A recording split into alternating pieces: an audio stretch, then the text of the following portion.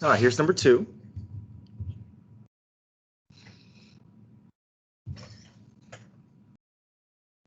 So the first thing we want to consider is, can we move some things around? Can we... Sandra Barber, please report to the front office. Sandra Barber, please report to the front office. So as long as we have multiple terms in the denominator separated by plus or minus, we kind of know that it's tough to move up in a way where we can distribute through the numerator. So we know this form is kind of stuck, at least for now, kind of stuck where it is. So we want to now consider, because of that, going through expansion power rule is not going to be an option. Also, we have some trig functions here. So, and however, we do see cosine, but we can't just jump into a cosine integral because it's kind of stuck as a numerator over denominator. Now, if it was just cosine 3x with nothing attached, we still need u substitution, but at least it's a simpler problem. But this, we can't just jump into, we can't match with either a sine or a cosine rule because of the fact that they are kind of connected in that divisional relationship there. So our next step is considering our u substitution, our u value. So our u value, we have to, I think that's sometimes the challenging part, trying to figure out what the u value is once you understand that it's going to be u substitution. And there's a lot of variety, but the big picture is you're trying to, after everything is said and done, you're trying to get this to look like a simpler problem, right? And these are kind of like the basic ones that, or the recent ones that we've been working on. You wanted to match one of these simpler ones. So sometimes it is a series of kind of guess and check and looking at what's going to work. And also, we want all the x's to go away. So we want this to turn into an exact clean match of one of these problems. You can have a coefficient that's different, but all the x's are gone. And once you get past the coefficient, we should get a perfect match. So in class, I was listing out some potential options as to what the u value could be. Maybe the u value is 3x, either the 3x from the cosine or from the sine. Maybe the u value is the cosine of 3x. Maybe the u value is the sine of 3x. Maybe the u value is the entire denominator, 5 plus 2 sine of 3x.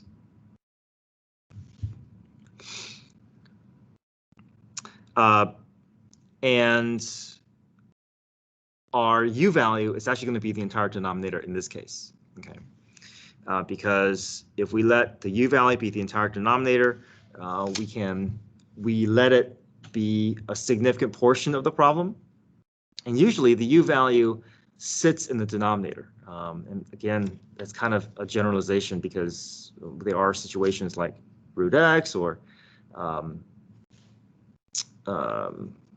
natural log where it's okay to have a u value in the numerator. But in this case, we want to let the u value be a significant portion of the problem. This is sitting in the denominator. And we also know if we look ahead, that sine should handle that cosine cleanly after we go through that derivative u substitution step. The 3x is a little bit too small. Imagine cosine of u over 5 plus 2 sine of u. Still too messy to match one of these rules, right? You want the u value to be a larger portion so that it cleans up into an easier looking rule or easier chance of matching a rule.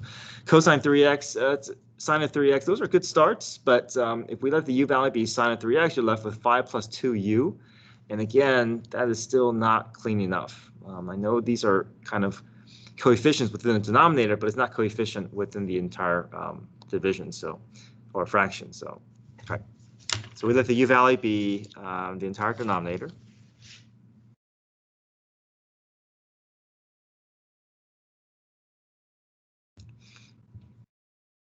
Hey, good morning, Angelica. Du dx.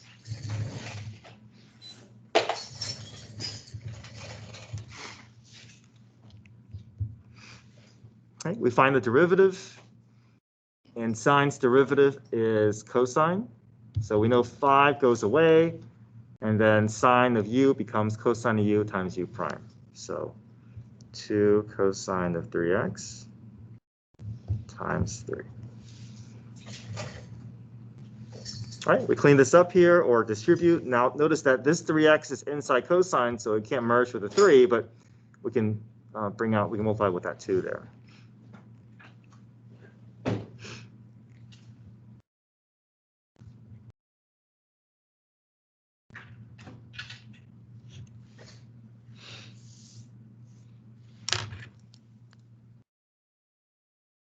Okay, we divide both sides by 6 cosine 3x because we want to isolate that dx.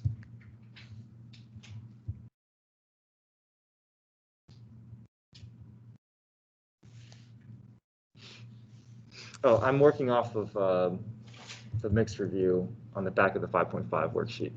I'm just picking out some problems from, yeah, there you go. All right, so let's make our substitutions. I'm just going to replace the parts that are underlined.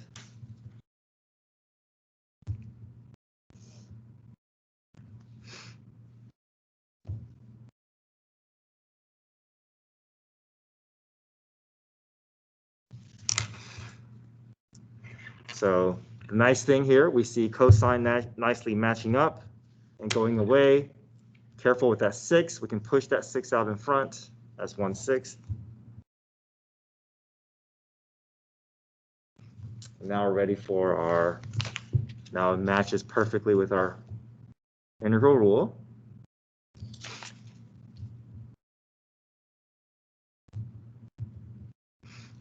And finally, let's bring our x's back into our answer here.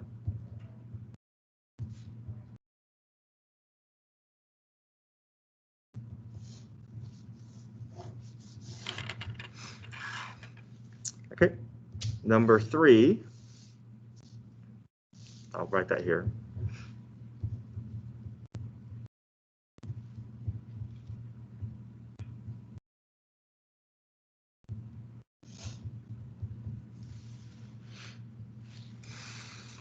So this is not something we can distribute because there's e kind of standing in the way. Now, if that 5t squared 5 plus 5t was down here, then we can distribute and we can clean that up. But that e is kind of making this a little messy, right? So any idea what our u value is? Because we know that this is not going to be something that we can expand. Would it be the whole exponent? Whole exponent. So you're going to say, yeah, the entire exponent. So I see that e, so I want to maybe consider that e to the u, right? And if we're trying to target that e to the u, then remember, if you want to use this rule here, you've got to let the u value be the entire exponent, okay? And if it's anything less than the exponent, then you're trying something else. This is not this rule that you're trying to match. And if we look ahead, right, we know that this is going to not just going to go away. We know that this is going to produce some sort of a derivative. And we're hoping that this will somehow match with this. I know the coefficient is not going to quite work out, but you look at the degrees here. T squared, we know that's going to handle nicely with that t. This t is going to handle nicely with that constant. So there's that, we have that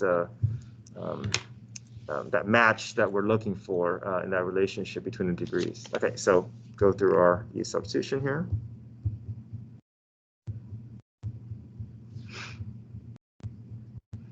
Again, the best advice I can give you with u substitution is you just keep looking at these rules, right? You're just trying to visualize, all right, how can I get to one of these rules here?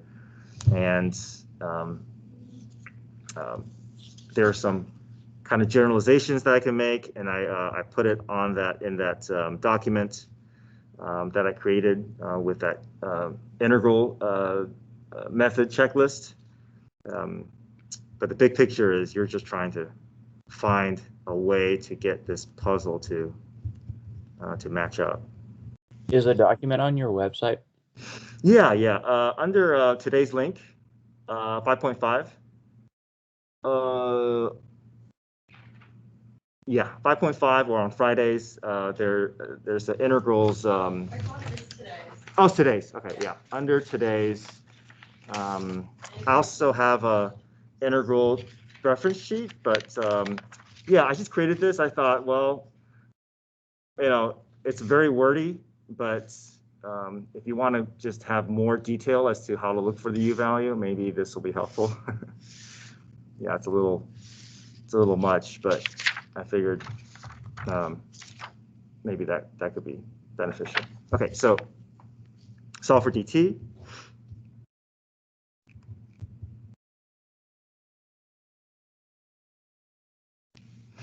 Let me know if you don't see it or if you are not able to find it.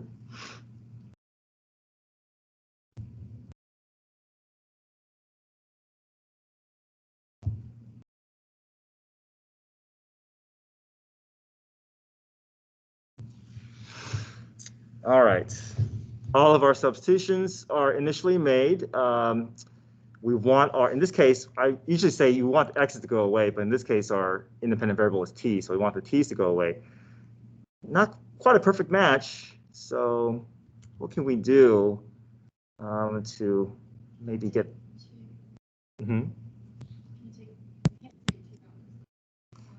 Yeah, can't take 2 out, but we can do what with this? We can take out a GCF though, right? Oh, yeah.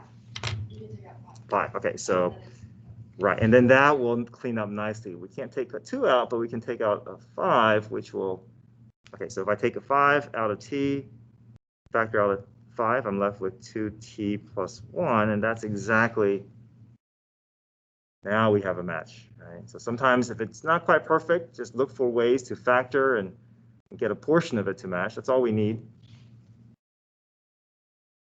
That 5 comes out. Careful though, it's sitting in the denominator, so it doesn't come out as 1/5.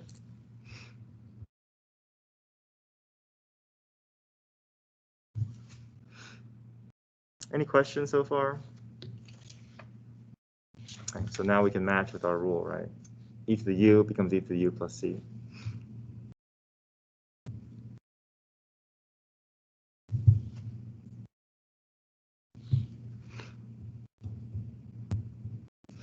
And then replace the u back in terms of t.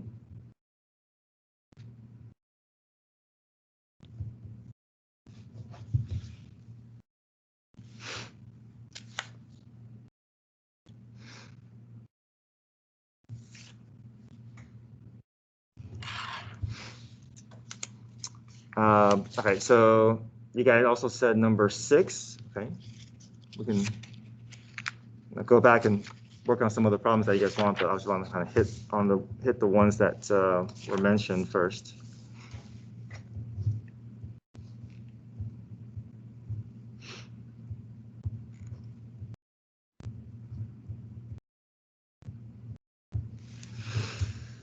All right, so this is a definite integral problem.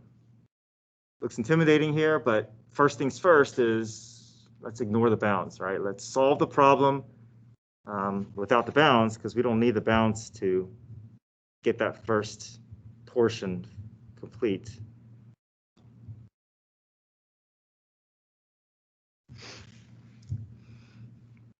All right, so the first thing I notice is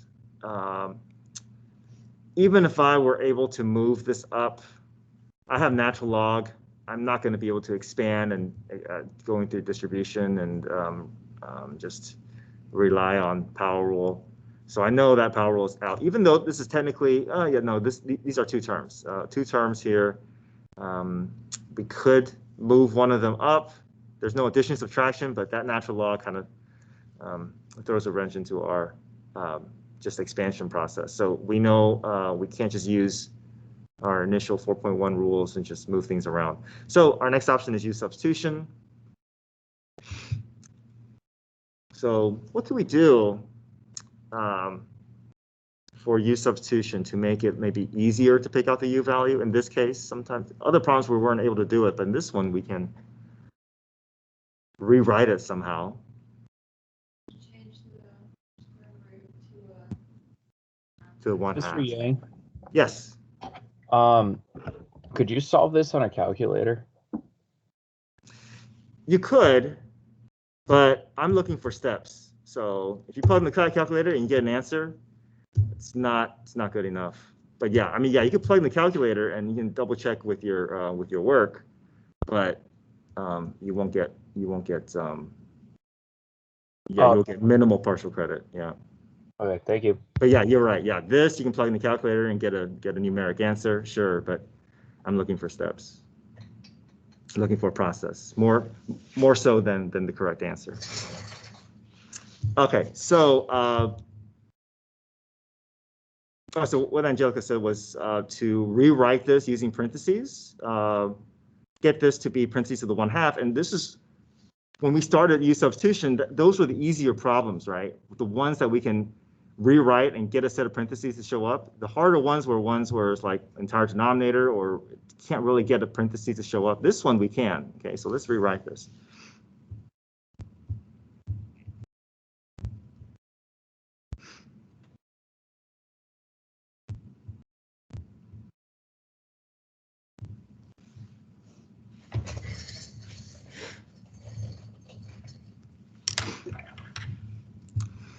So once you get a set of parentheses to show up, it's a little bit easier to maybe guess what the U value could be. And I'm going to target that portion inside the parentheses to be our U value. And then we're hoping that this X will find a way to go away once we go through that du dx.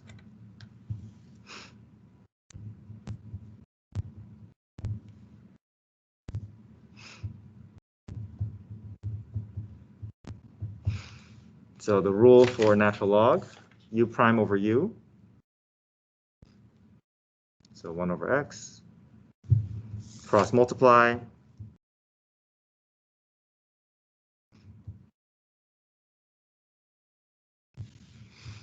Got a clean substitution now, so I can put this information in.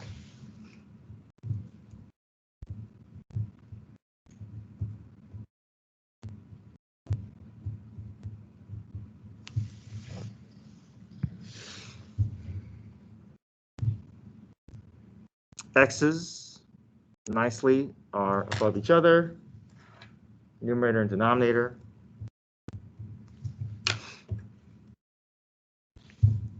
Pull out the 5s.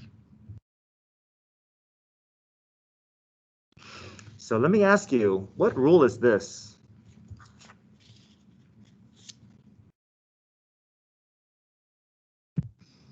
It's the bottom one on the left column. Yeah, this is power rule, right? Careful, I know we're using that 1 over U a lot. That's a natural log rule, but in this case, it's not the same power as 1, right? So we got to use power rule here. But to do power rule, this is not in the right location, so we got to bring this up. So yeah, careful with this one. This one, I know it looks like that 1 over U. A lot of students want to do natural log of U, and they just think that they can just stick a 1/2 in the antiderivative, but doesn't match, right? This is not the same thing. We got to use this one here. Okay, so bring that U up.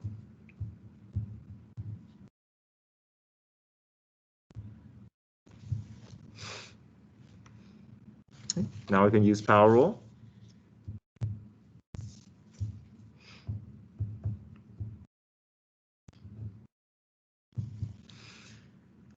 Continue to clean this up here. Flip that 1/2 to be 2. 2 times 5 is 10. So from here, now we can decide what to do with the bounds. Right now I can work in those bounds. But these are incompatible, right? These are in terms of X. My antiderivative is in terms of U. So I have 2 methods. One method is convert the bounds, do everything in terms of U.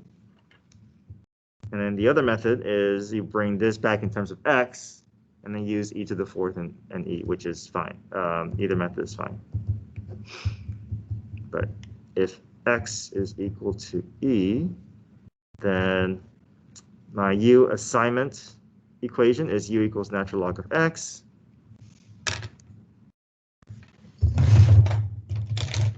So we're using this to do our conversion between x and u. So u is equal to natural log of e, and natural log of e is just going to be 1.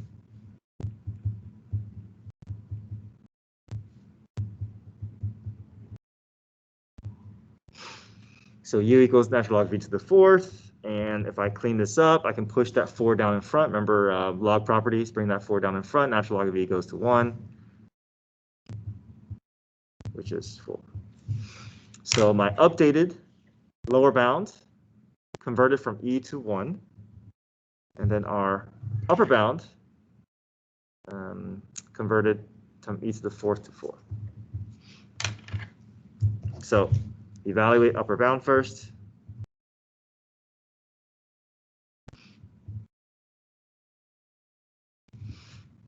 You can leave it like this, but this cleans up a little bit here. 10 times 2 minus 10.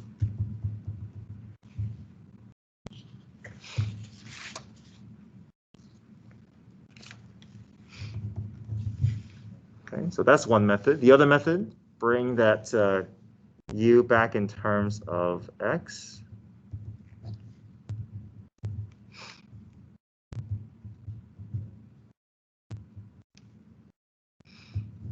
And then rely on the original bounds.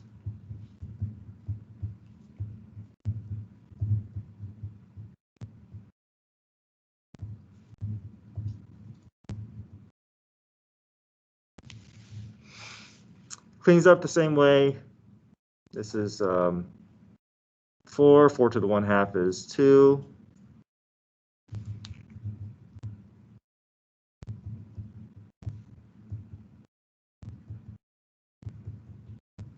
Yeah, but you can leave your answer unsimplified.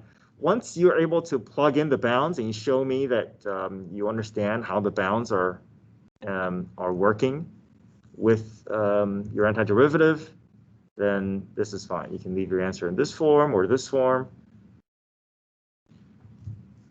or you can go all the way down, but your AP exam will allow this on the non-calculator section. So, but if you leave it like this, this is not good enough, right? This is you'll lose a few points because I still want to know how you can work the bounds in, right? So you got to get to at least this point.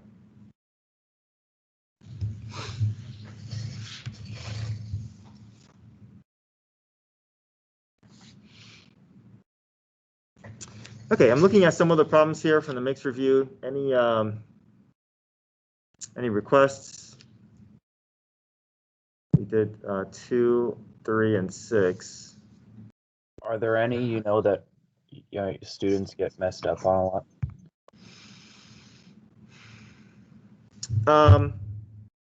Well, why don't we do this? Why don't you tell me what the method is? Because I think that's the hardest part, right? If you can nail that first step down, everything kind of falls into place a little bit. All right. So, and then the ones that we struggle with the first step on, we can kind of go back and do. But if you don't struggle with the first step, then we can kind of skip it. Okay. So let's look at number 4 here. Anyone want to venture how you would start number 4? Would you do the u for the entire denominator? Yeah, this one's a little bit easier to spot, right? I can't expand. That denominator is already sitting nice. So yeah, this is an easy one. I feel like if you can, yeah, I think the easier ones are where if you can get that first step without any issues, everything is going to work out nicely. So we know that this is usually not the one that students get tripped up on. Okay, how about number 5 here?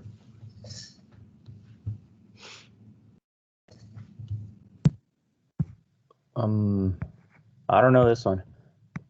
Okay. Angelica?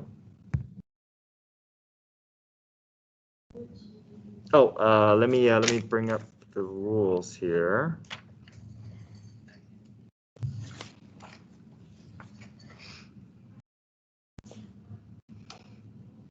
Well, let's see. Is there something? I mean, we know this is a U substitution, right? Is there something that kind of gives it away as to what the U value could be? The parentheses, right? I know the x feels a little off because, like, how can that x handle that x squared? But it's in the denominator, so we know that things are kind of backwards with the denominator. So we can come back to this one, but I think it looks ugly, but the parentheses, it kind of helps, right? Kind of helps what that U value is, but we'll come back, maybe do this one, especially if some of you are kind of struggling with that, how to start that. Okay, we'll come back to that. How about number 7?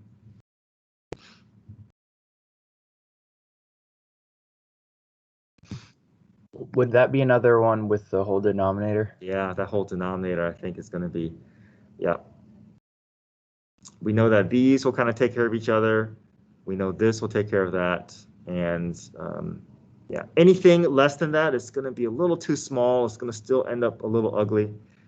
So one way to get rid of the ugliness of the problem is to let the U value be a significant portion of the problem. Okay, number 8.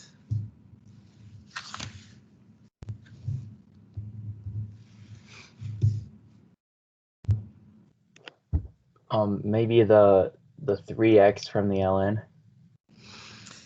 Yeah, well, here's the issue. Then you're left with natural log cubed u over u. And we don't have a rule for integral of u, integral of natural log. We have a derivative rule for natural log, but we don't have an integral rule for natural log. So it's not large enough. The 3x is not large enough. We can't, right. That 3x is inside the natural log, so we can't take these out. Okay. But maybe there's a way to rewrite this problem.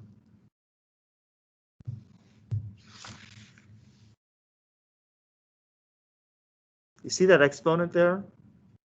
That's kind of like a shorthand way of, what's another way of writing this numerator with that exponent in a different spot?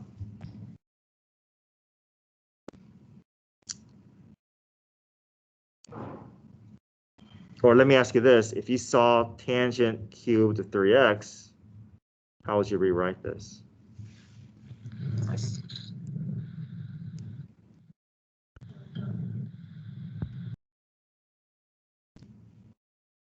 You would put this 3 where? Not in front. Remember how first semester, anytime we saw that exponent, we put it outside a set of brackets, right? So same thing here. This is kind of like a shorthand way of saying that I want the entire natural log of 3x raised to the 3rd power. So if you can recognize that, then once that 3 comes out, then it becomes a little bit easier, right? Now, what do you think is a good U value here for number 8? In the parentheses. Yeah, yeah. So kind of goes back to that trig shorthand form, right? So I consider these a little easier, like number 8 and number 5, because you can do something to identify the U value with a set of parentheses. Here it's given to you. Here you can rewrite it. But yeah, sometimes the harder ones are where you can't get a set of parentheses to show up, and then you kind of have to do a little bit of guess and check. But yeah, that's our U value there. Will it usually be like, okay, there's a parentheses, so that's my U value? That's where I would look first. Doesn't always guarantee that's going to happen, because sometimes there are multiple parentheses in the problem. It's not always going to work out, but I like that to be a guideline. I like to tell students, hey, if you see a set of parentheses, look there first, right? And if things don't work out, if it ends up not matching, I mean, I would say like 90% of the time, and if you can get a set of parentheses to show up, it's usually there. All right, how about number 9? Would it be the whole numerator? So this is one of those problems that we did a separate category here. So usually we don't let the u-value be the numerator because it's not going to, that degree is not going to be very good for that denominator. We have a special case for this. And in my checklist, it's going to be a long division problem or synthetic division. You know you're looking at long division synthetic when first up, none of the options going to quite fit. And also, if your numeric degree is greater than your denominator degree, then you know it's going to be a potential long division synthetic division. So anything that looks like these here, then you're looking at either synthetic or division. You got a rational function where you have multiple terms in the denominator, and u substitution doesn't quite work. But we have another option with this problem. Because the denominator is a degree 1, we can actually handle this problem using synthetic division. Okay, so let me end with a problem like, let me go through number 9.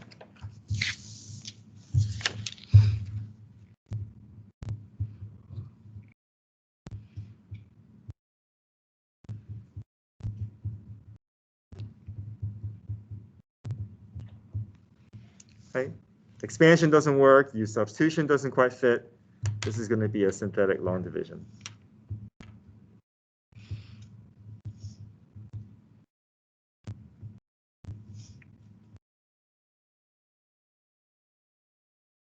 But because you have x to the first power, I would prefer synthetic division. It's just a little bit faster.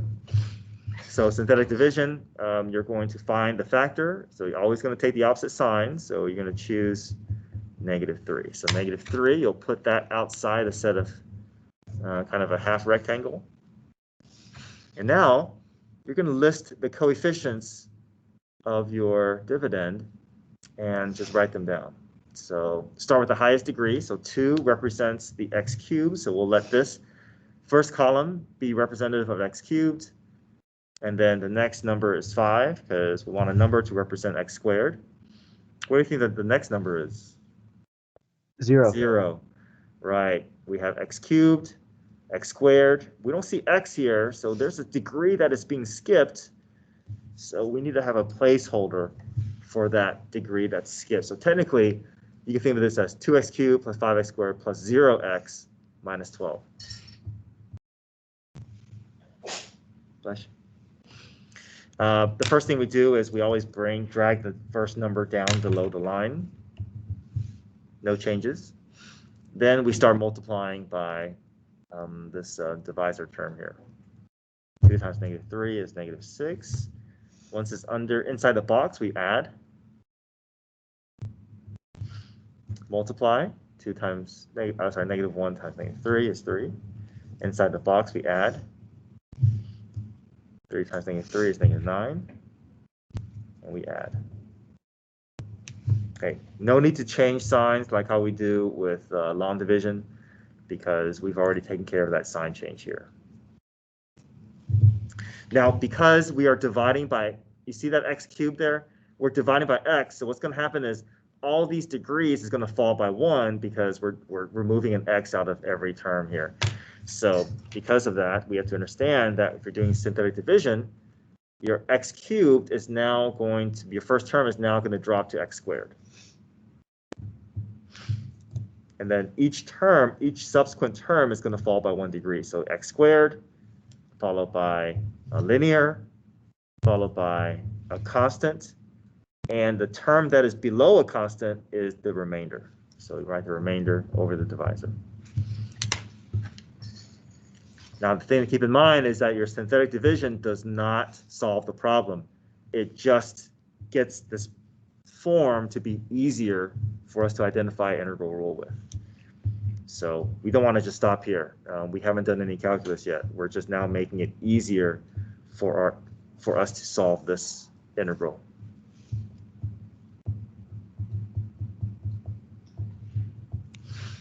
Usually what happens with synthetic division is you're going to have the first few terms being power rule and the last term being u substitution. And usually the u substitution at least with synthetic division, is going to be a natural log rule. Yeah.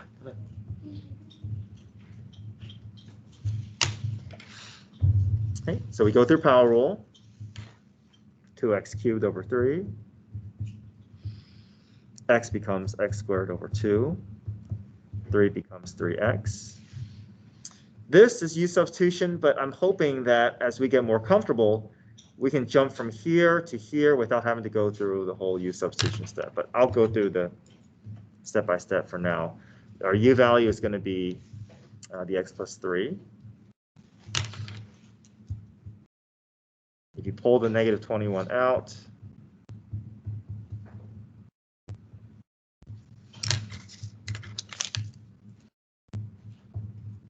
yeah, I think these are relatively simplistic U values, so you know you don't have to keep track of any coefficient. There's no leftover x's. Everything is going to be relatively clean.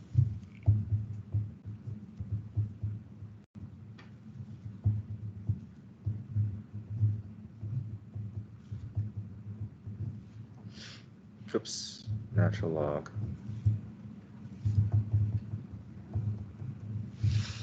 So I'm hoping that as we get comfortable with this process, that we can jump directly from here to here without having to go through a whole series of U substitution steps. Because this is anytime I see an easier term where I know I don't have to keep track of any coefficient, there's no variable to cancel out, I'm just going to go from here to here. But to save a few rewriting a bunch of terms. Now we can have this as our answer.